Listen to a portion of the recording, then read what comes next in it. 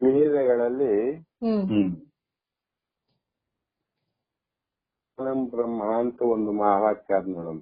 Hello, ತತ್ವಮಸಿ ಮಹಾವಾಕ್ಯ, ಅಹಂ ಬ್ರಹ್ಮಾಸ್ಮಿ ಪ್ರಜ್ಞಾನಂ ಬ್ರಹ್ಮ ಅಯಂ ಆತ್ಮ ಅಂತ.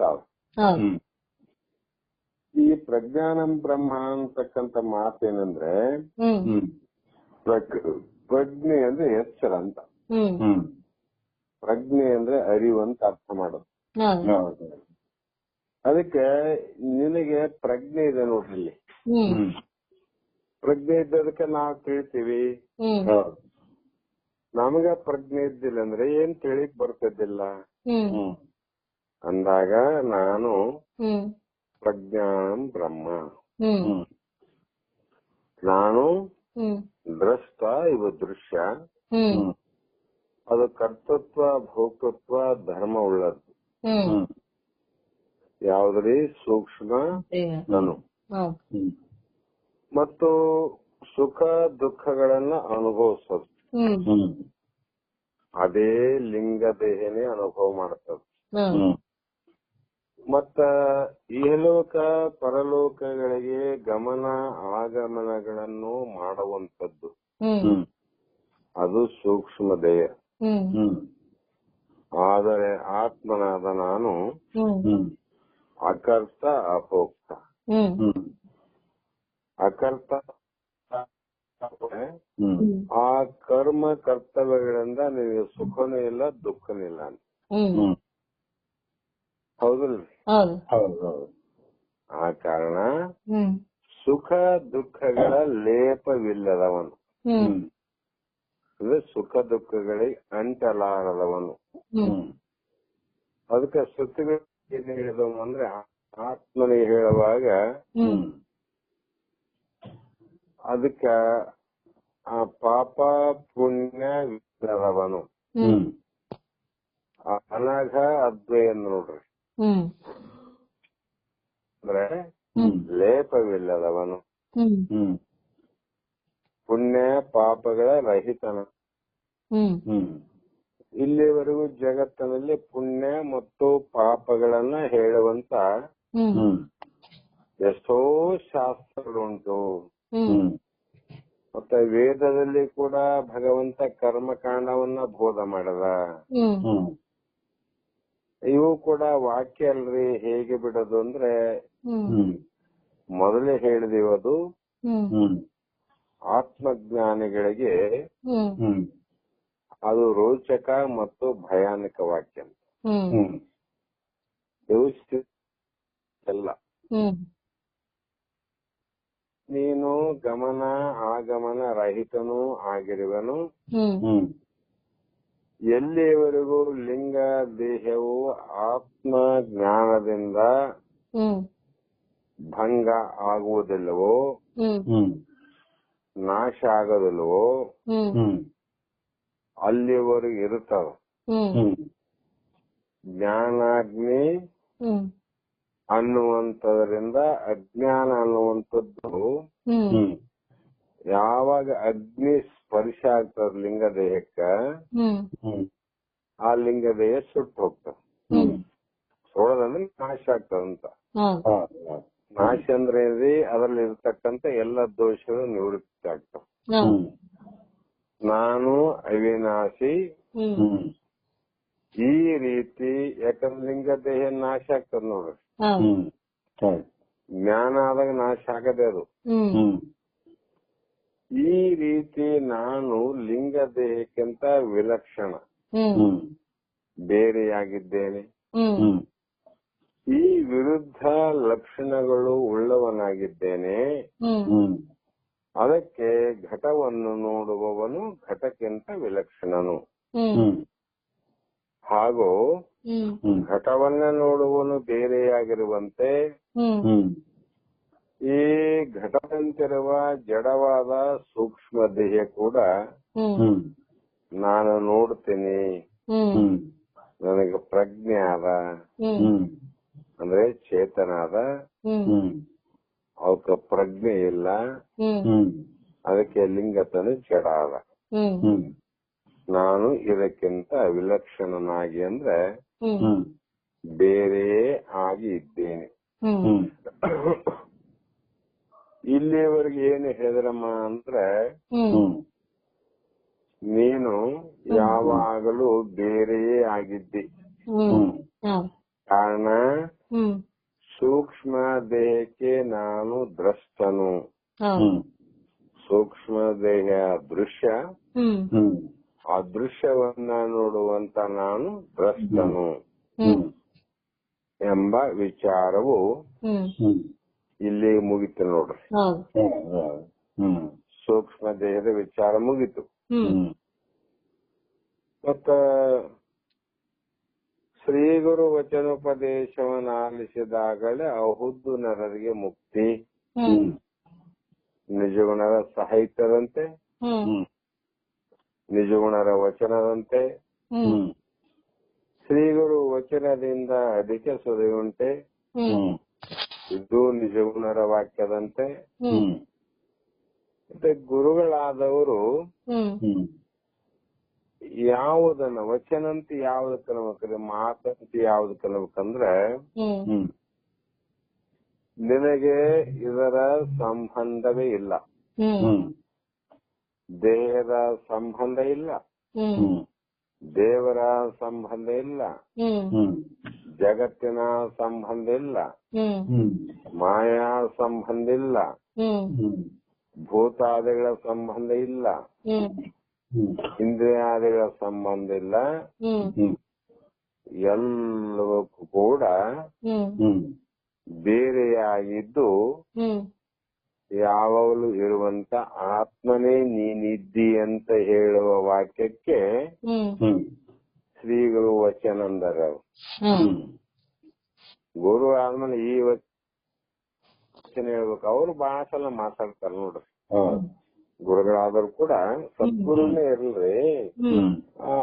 ಆತ ಶಿಷ್ಯರು ಬಂದಾಗ ಏನ್ರಿ ಯಾವಾಗ ಬಂದ್ರಿ, ಎಲ್ಲಿಂದ ಬಂದ್ರಿ, ಮನೆಯಲ್ಲಿ ಎಲ್ಲ ಆರಾಮಿದ್ದಾರೇನು, ಆರೋಗ್ಯ ಹೇಗಿದೆ, ಈ ಮಾತುಗಳು ಕೂಡ ಈ ಯಾವ ಗುರುಗಳಿಂದ ಬರ್ತಾವಲ್ರಿ ಮಾತು. ಕೆಲವು ಸಲ ಮಾತನ್ಬೇಕು, ವಚನ ಅಲ್ಲ ಅಂತ. ಅವು ಮಾತುಗಳವು. ಆದ್ರೆ ಶ್ರೀ ಗುರು ವಚನ ವಚನ ಆಗಿ ಪರಿವರ್ತನೆ ಆಗ್ಬೇಕಾಗಿದ್ರೆ ಆ ಗುರು ಪದೇ ಪದೇ ಪದೇ ಪದೇ ಈ ವಾಕ್ಯಗಳನ್ನ ನಮಗ ಹೇಳ್ತಂದ್ರೆ ಅದು ಶ್ರೀ ಗುರುವಿನ ವಚನ. ಅದರಿಂದ ನಮ್ಮ ಆತ್ಮಜ್ಞಾನ ಆಗದು. ನಾವ್ ಕೆಲಸ ಗುರುಗಳು ಹೌದು ಬಹಳ ಚಂದ ಮಾತಾಡಿಸಿದ್ರು, ಸ್ವಾಮಿಗಳು ಬಂದಿದ್ರು, ಬಹಳ ವಿಚಾರ ಮಾಡೋದು ಇರ್ಲಿ, ಆ ಪ್ರಶ್ನೆ ಬೇರೆ. ಆದ್ರೆ ಜಿಜ್ಞಾಸುಗಳಿಗೆ ಒಬ್ಬ ಶ್ರೋತ್ರಿಯ ಬ್ರಹ್ಮನಿಷ್ಠ ಹೇಳುವಂತ ಈ ವಿಚಾರವೇ ವಚನಗಳು ಅಂತ ನಾವು ಕೆಲವು ಸಲ ಅರ್ಥವನ್ನ ಮಾಡಬೇಕು. ಮತ್ತ ಆ ಮಾತುಗಳಿಂದ ಈ ಭ್ರಮೆ ಹೋಗ್ತದನ್ರಿ? ಇಲ್ಲ, ಮತ್ತೆ ಹೆಚ್ಚಾಗ್ತವ. ಕಾರಣ ಓಂ ತತ್ಸತ್ ಅಂತೇಳಿ ಇಲ್ಲಿ 4ನೇ ಕಾಲವನ್ನ ಮಂಗಲ ಮಾಡಿದ್ರಮ್ಮ. ಈಗ ಉಳಿದಂತದ್ದು ಇನ್ನು ಒಂದು ದೇಹ ಯಾವುದು ಅಂದ್ರೆ ಸ್ಥೂಲ ದೇಹದ ವಿಚಾರ 25 ತತ್ವಾಯ್ತು. ಸೂಕ್ಷ್ಮ ದೇಹದ 17 ತತ್ವ, ಅವುಗಳ ವೃತ್ತಿ ಧರ್ಮ ಅಂತ ವಿಚಾರ ಮಾಡಿದ್ದಾಯ್ತು. ಮತ್ತೆ ಅವುಗಳು ನಾನು ಹೇಗೆ ಅಲ್ಲ ಅನ್ನುವಂಥದ್ದನ್ನು ದೃಷ್ಟಾಂತ ಮತ್ತು ದಾಷ್ಟಾಂತದ ಮುಖಾರ ಆ ದೇಹಕ್ಕೆ ನಾನು ದ್ರಷ್ಟಾ ಪುರುಷನೇ ವಿನಃ ದೇಹದ ಸಂಬಂಧ ನನಗಿಲ್ಲ ಅನ್ನುವಂತ ವಿಚಾರ ಗೊತ್ತಾಯ್ತು.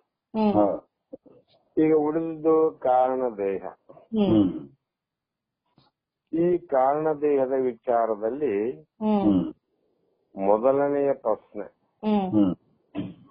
ಕಾರಣ ದೇಹ ಎಂದರೆ ಏನು? ಕಾರಣ ಅಂದ್ರೆ ಒಂದೇ.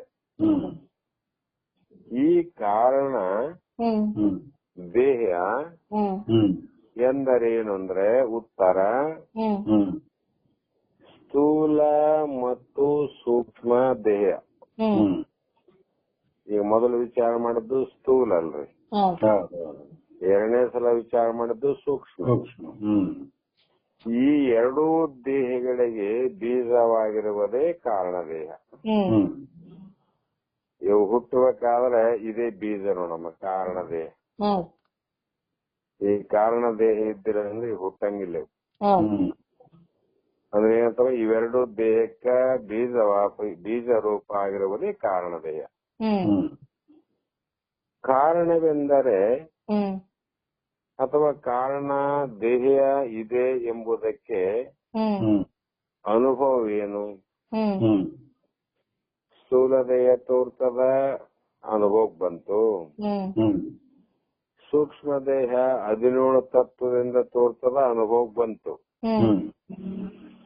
ಈ ಕಾರಣ ದೇಹ ಇದೆ ಅಂತ ತಿಳ್ಕೊಬೇಕಾದ್ರೆ ಅನುಭವ ಏನು ಅಂದ್ರೆ, ಇಲ್ಲಿ ಕೆಲವು ಪ್ರಮಾಣಗಳು ಕೊಡ್ತಾರ. ಅನುಮಾನ ಪ್ರಮಾಣ, ಅರ್ಥಾಪತ್ತಿ ಪ್ರಮಾಣ, ಶಬ್ದ ಪ್ರಮಾಣ, ಅನುಪಲಬ್ಧ ಪ್ರಮಾಣ ಅಂತ ಶಾಸ್ತ್ರಗಳಲ್ಲಿ ಪ್ರಮಾಣಗಳು ಉಂಟು. ಇಲ್ಲಿ ಹೇಳ್ತಕ್ಕಂತ ಪ್ರಮಾಣ ಯಾವುದಂದ್ರೆ ಅನುಮಾನ ಪ್ರಮಾಣ.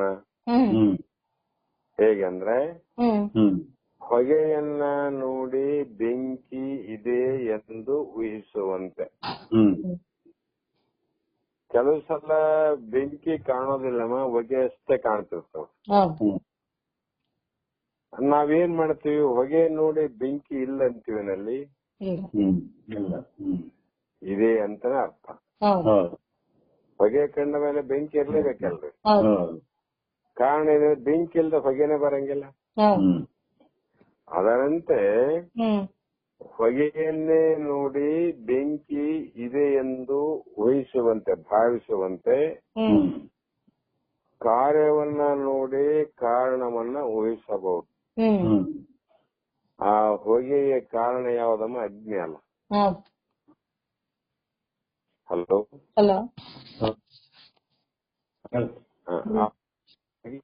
ಕಾಣ್ತದಲ್ಲ, ಅದಕ್ಕೆ ಕಾರಣ ಯಾವುದು ಅಂದ್ರೆ ಅಗ್ನಿಯೇ ಕಾರಣ. ಆದ್ರೆ ಬೆಂಕಿ ಕಾಣ್ತಿಲ್ಲ, ಹೊಗೆ ಕಂಡ ಮೇಲೆ ಗೊತ್ತು ನಮಗೆ ಅಲ್ಲಿ ಕಾರಣವಾದ ಅಗ್ನಿ ಇದೆ ಅಂತ. ಅದರ ಕಾರ್ಯದ ಮೇಲೆ ತಿಳ್ಕೊಂಡೇವಿ. ಅದರಂತೆ ಇಲ್ಲಿ ಕಾರ್ಯವನ್ನ ನೋಡಿ ಕಾರಣವನ್ನ ಊಹಿಸಿದಂತೆ ಈ ಕಾರ್ಯಗಳಾದ ಯಾವುದಮ್ಮ? ಕಾರಣ ದೇಹದ ಕಾರ್ಯಗಳೇ ಆದ ಸ್ಥೂಲ ಸೂಕ್ಷ್ಮ ದೇಹಗಳನ್ನ ನೋಡಿ ಇದಕ್ಕೆ ಒಂದು ಕಾರಣ ಇದೆ ಅಂತ ತಿಳಿಯಬಹುದು. ಹೊಗೆಯನ್ನು ನೋಡಿದಾಗ ಇಲ್ಲಿ ಬೆಂಕಿ ಇದೆ ಅಂತ ತಿಳಿತೀವಲ್ಲಮ್ಮ. ಅದರಂತೆ ಸ್ಥೂಲ ಸೂಕ್ಷ್ಮ ದೇಹಗಳನ್ನ ನೋಡಿ ಇದಕ್ಕೆ ಒಂದು ಕಾರಣವಿದೆ ಅಂತ ತಿಳಿಯಬಹುದು ಅಂತ ಅರ್ಥ. ಹೇಗೆಂದ್ರೆ, ಒಬ್ಬ ಬಾಲಕನು ಆಟದ ಸಾಮಾನುಗಳನ್ನು ಇಡುವುದಕ್ಕೆ ಒಂದು ಪೆಟ್ಟಿಗೆಯನ್ನ ಮಾಡಿಕೊಂಡಿರುತ್ತಾನೆ. ಹುಡುಗರು ತಮ್ಮ ಆಟದ ಸಾಮಾನು ಇಡಕ್ಕೆ ಒಂದು ಯಾವುದೋ ವ್ಯವಸ್ಥೆ ಮಾಡ್ಕೊಂಡಿರ್ತಾರೆ. ಬಾಕ್ಸ್ ಮಾಡಿರ್ತಾರ, ಇನ್ನೊಂದೇ ಮಾಡಿರ್ತಾರ. ಆಟ ಆಡುವಾಗ ಸಾಮಾನುಗಳನ್ನು ಹೊರಕ್ಕೆ ತೆಗೆದು ಆ ಹುಡುಗರು ಯಾವಾಗ ಹೊರಗುತ್ತಿರ್ತಾರೆ ಅಂದ್ರೆ ಆಟ ಆಡುವಾಗ ಮಾತ್ರ ತೆಗೆದು ಸ್ವಲ್ಪ ಹೊತ್ತು ಆ ಸಾಮಾನುಗಳ ಜೊತೆ ಆಟವನ್ನಾಡಿ ಆಟ ಮುಗಿದ ಕೂಡಲೇ ಆ ಸಾಮಾನುಗಳನ್ನು ಪುನಃ ಪೆಟ್ಟಿಗೆಯೊಳಗೆ ಹಾಕಿ ಬಿಡುತ್ತಾನೆ. ಅದರ ಅಜ್ಞಾನಿ ಬಾಲಕನು ಜಾಗೃತ್ ಸ್ವಪ್ನಗಳಲ್ಲಿ ಸ್ಥೂಲ ಸೂಕ್ಷ್ಮ ದೇಹಗಳೆಂಬ ಆಟದ ಸಾಮಾನುಗಳಂದೇ ಎಲ್ಲಾ ವ್ಯವಹಾರಗಳನ್ನ ಮಾಡಿ ಬೇಸರವಾದಾಗ ಆ ಸ್ಥೂಲ ಸೂಕ್ಷ್ಮ ದೇಹಗಳನ್ನ ಸುಸುಪ್ತಿ ಅವಸ್ಥೆಯಲ್ಲಿ ಅಥವಾ ಅವಿದ್ಯೆಯಲ್ಲಿ ಆ ಸುಸುಪ್ತಿ ಅವಿದ್ಯೆ ಅನ್ನುವಂಥದ್ದು ಒಂದು ಪೆಟ್ಟಿ. ಆ ಪೆಟ್ಟಿಗೆಯಲ್ಲಿ ಸೇರಿಸಿ ಬಿಡುತ್ತಾನೆ. ಯಾಕಂದ್ರೆ ಸಾಕಾಯ್ತಂತ ಅವನಿಗೆ. ಹುಡುಗಿಗ ಸಾಕಾದಾಗ ಮತ್ತೆ ವಾಪಸ್ ಬಂದು ಪೆಟ್ಟಿಗೆಯಲ್ಲಿ ಇಟ್ಟು ಬಿಡ್ತಾನ. ಅದರಂತೆ ಸ್ಥೂಲ ಸೂಕ್ಷ್ಮ ದೇಹಗಳನ್ನ ಈ ದೇಹಗಳ ಜೊತೆಗೆ ಆಟ ಆಡ್ತಾನ ಅವನು. ಸ್ಥೂಲ ದೇಹದಿಂದ ಜಾಗ್ರಾವಸ್ಥೆಯಲ್ಲಿ ವ್ಯವಹಾರವನ್ನು ಮಾಡ್ತಾನ. ಸೂಕ್ಷ್ಮ ದೇಹದಲ್ಲಿ ಮಾಡಿದ ವ್ಯವಹಾರವನ್ನ ನೆನಪು ಮಾಡ್ತಾನ. ಈ ಆಟವನ್ನು ಮುಗಿದಾಗ ಬೇಸರಾಗಿ ಅವನು ಏನ್ ಮಾಡ್ತಾನ, ಅವಿದ್ಯೆ ಎಂಬ ಪೆಟ್ಟಿಗೆಯಲ್ಲಿ ಸೇರಿಸಿ ಬಿಡುತ್ತಾನೆ. ಮತ್ತೆ ಹುಡುಗ ಆಟ ಆಡ್ಬೇಕಂದಾಗ ಮತ್ತೆ ತಗೊಂತಾನ, ಮತ್ತೆ ಆಟ ಆಡಕ್ ಹೋಗ್ತಾನ. ನೋಡ್ರಿ, ಇಲ್ಲಿ ಕೂಡ ಅಜ್ಞಾನ ಪುನಃ ಜಾಗೃತ ಅವಸ್ಥೆ ಬಂದ ಕೂಡಲೇ ಆ ಸಾಮಾನುಗಳು ಹೊರಗೆ ಬಂದಂಗ ಇವನಿಗೆ ವೃತ್ತಿ ಹೊರಗೆ ಬರ್ತಾವ. ಯಾಕಂದ್ರೆ ನಿನ್ನೆ ಏನು ವೃತ್ತಿಯಿಂದ ನಾವು ಮಲಗಿವಿ, ನಾಳೆ ಅದೇ ವೃತ್ತಿ ನೆನಪಾಗ್ತಾವ. ಅದಕ್ಕೆ ಶಾಸ್ತ್ರಗಳಲ್ಲಿ ನಾವು ಬಹಳ ಸಲ ಹೇಳ್ತೇನೆ, ಇಂಜಿನಿಯರ್ ಹೋಗಿ ಡಾಕ್ಟರ್ ಆಗಲ್ಲ, ಡಾಕ್ಟರ್ ಹೋಗಿ ಇಂಜಿನಿಯರ್ ಆಗಲ್ಲ, ಇವರಿಬ್ಬರು ಕೂಡ ರೈತ ಆಗೋದಿಲ್ಲ ಅಂತ. ಯಾಕಂದ್ರೆ ರೈತ ತನ್ನ ಸಂಸ್ಕಾರದಿಂದಲೇ ಮಲಗ್ಯಾನ, ವೈದ್ಯ ತನ್ನ ಸಂಸ್ಕಾರದಿಂದಲೇ ಮಲಗ್ಯಾನ, ಇಂಜಿನಿಯರ್ ತನ್ನ ಸಂಸ್ಕಾರದಿಂದ ಮಲಗ್ಯಾನ.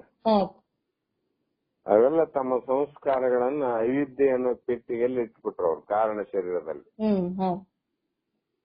ಮತ್ತೆ ಜಾಗೃತಿ ಬಂದ್ಮೇಲೆ ಇಂಜಿನಿಯರು ತನ್ನ ಸಾಮಾನ ತಗೊಂಡೇ ತಾನು ವ್ಯವಹಾರ ಮಾಡ್ತಾನ, ವೈದ್ಯ ತನ್ನ ಸಾಮಾನ ತಗೊಂಡು ತಾನು ಆಟ ಆಡ್ತಾನ. ಆಟ ಆಡಂದ್ರೆ ವ್ಯವಹಾರ ಅಂತ ಅರ್ಥ. ಈ ರೀತಿಯಾಗಿ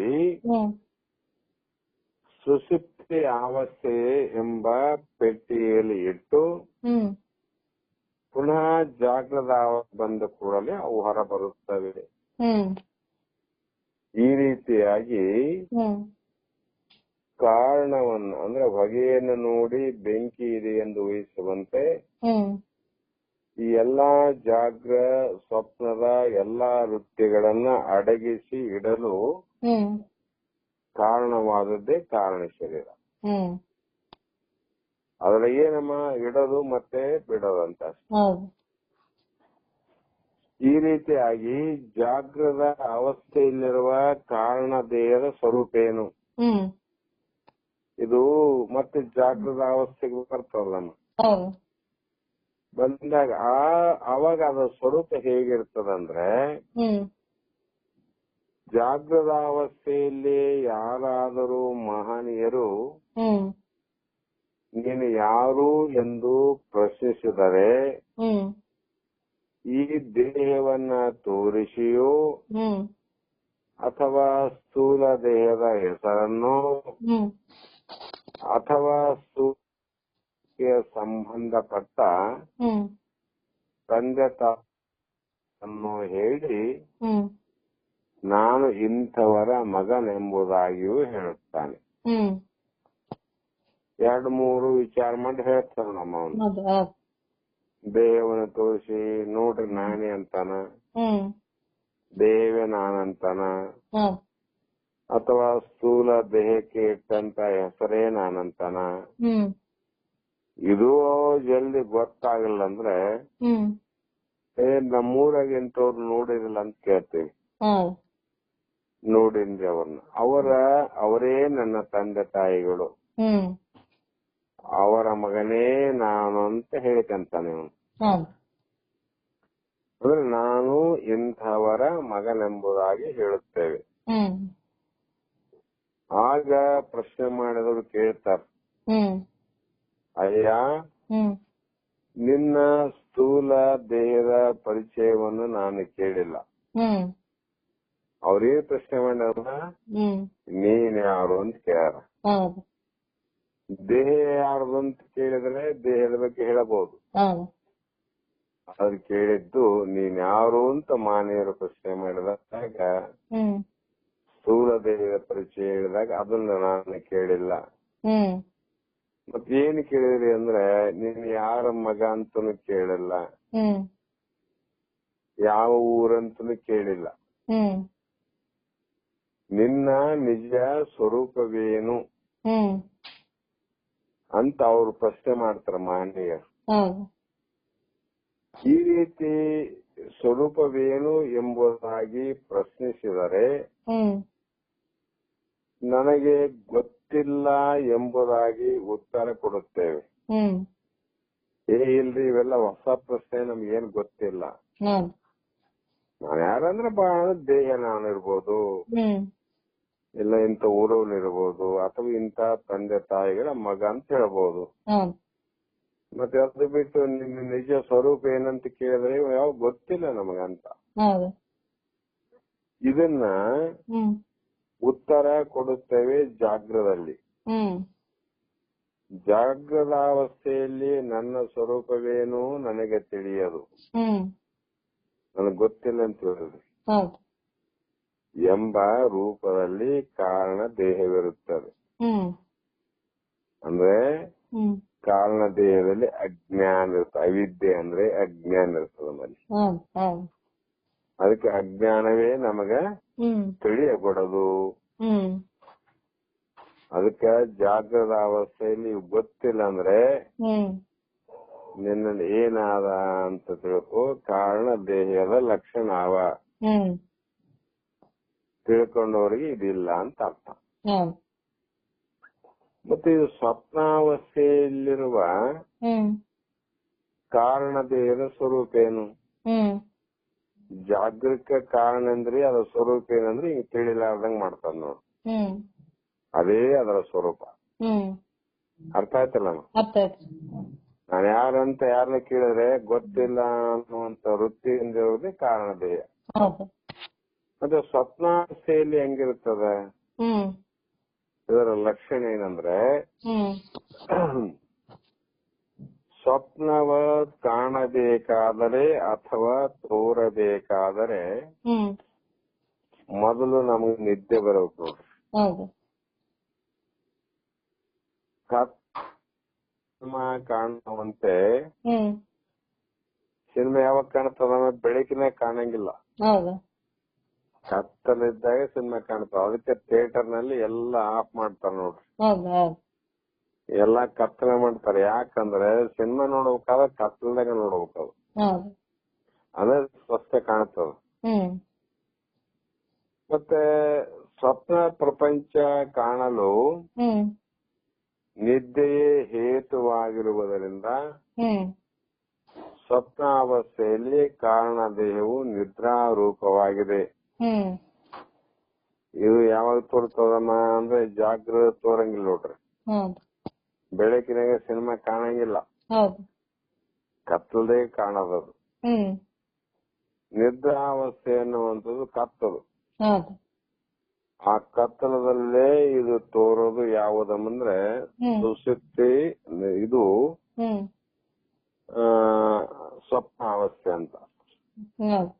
ಸ್ವಪ್ನದಲ್ಲಿ ನಡೀತಾವೆ ಎಲ್ಲ ಕ್ರಿಯೆ.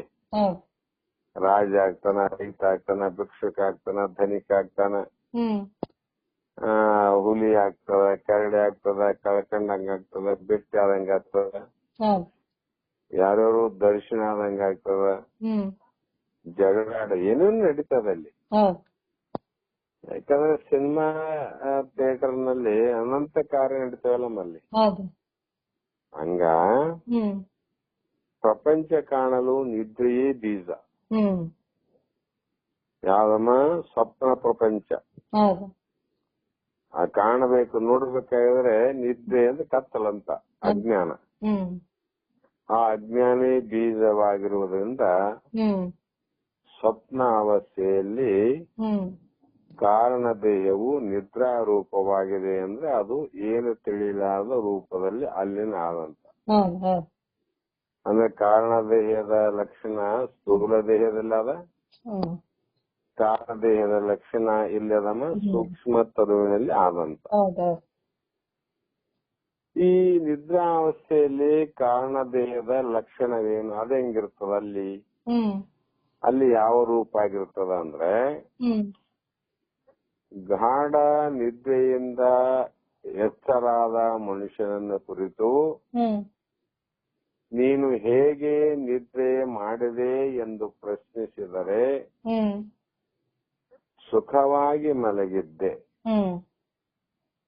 ಏನೆಂದೂ ಗೊತ್ತಾಗಲಿಲ್ಲ ಎಂಬುದಾಗಿ ಹೇಳುತ್ತಾನೆ. ನಾವು ಹೇಳ್ತೀವಲ್ಲ ಮೇರಡು. ಆದ್ದರಿಂದ ನಾನು ಏನಂದೂ ಗೊತ್ತಾಗಲಿಲ್ಲ ಅಂತೇನಂತೀವಲ್ಲಮ್ಮ, ಆ ಗೊತ್ತಾಗಲಿಲ್ಲ ಎಂಬ ರೂಪದಲ್ಲಿ ನಿದ್ರೆ ಕಾರಣ ದೇಹ ಇರುತ್ತದಂತ. ಎಚ್ಚರದಾಗೂ ಗೊತ್ತಾಗ್ಲಲ್ಲ ಜ್ಞಾನ ಯಾರಂತ. ನಿದ್ದೆಯಲ್ಲಿ ಕೂಡ ಅಜ್ಞಾನ ಕಾರಣ ಆಯ್ತು. ಸ್ವಪ್ನದಲ್ಲಿ ನಿದ್ದೆಯಲ್ಲಿ ಏನು ಗೊತ್ತಾಗ್ಲಿಲ್ಲ, ಏನು ತಿಳಿಲಿಲ್ಲ ಅನ್ನೋದು ಅಜ್ಞಾನ. ಅಂದ್ರೆ ಮೂರು ದೇಹದಲ್ಲಿ ಆದಂತ ಆಯ್ತಲ್ಲಮ್ಮ. ಈ ಮೂರು ದೇಹಕ್ಕೆ ಕಾರಣ ಯಾವ್ದಾಯ್ತು? ಕಾರಣ ದೇಹ. ಅದಕ್ಕ ಈ ಕಾರಣ ದೇಹ ಅನ್ನುವಂಥದ್ದು ಇದು ಸರ್ವ ಅಂದ್ರೆ ಜಾಗ್ರದಲ್ಲೂ ಇರ್ತದೆ, ಸ್ವಪ್ನ ಇದ್ದು ನಮ್ಮ ಸ್ವರೂಪವನ್ನ ತಿಳಿಯಲಾರಂತೆ ಮಾಡುವುದು ಸೂಕ್ಷ್ಮ ಸ್ಥೂಲ ಕಾರಣ ದೇಹ ಅಂತ. ಮತ್ತ ಈ ಕಾರಣ ದೇಹಕ್ಕೆ ಮತ್ತೊಂದು ಹೆಸರು ಉಂಟಂತ. ಅದು ಅವಿದ್ಯೆ ಅಥವಾ ಅಜ್ಞಾನ ಎಂಬ ಮತ್ತೊಂದು ಹೆಸರಂದ್ರು. ಕಾರಣ ದೇಹ ಅಂದ್ರೆ ಅಜ್ಞಾನ, ಕಾರಣ ದೇಹ ಅಂದ್ರೆ ಅವಿದ್ಯ, ಕಾರಣ ಅಂದ್ರೆ ಅಜ್ಞಾನ ಅಂದ್ರೆ ಬೀಜ ಅಂದ್ರೆ ಒಂದೇವು.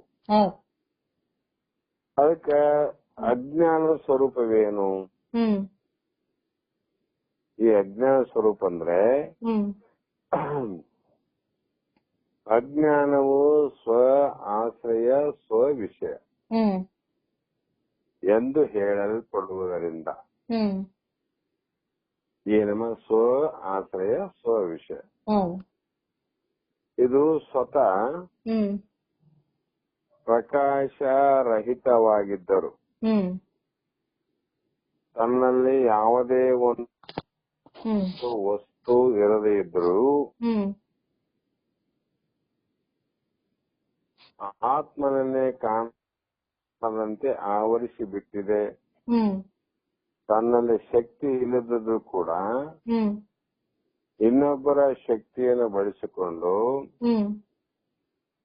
ಅವರನ್ನೇ ಸೋಲಿಸುವಂತ ಸಾಮರ್ಥ್ಯವನ್ನು ಪಡಿತದೆ ಒಂದೊಂದು ಸಲ.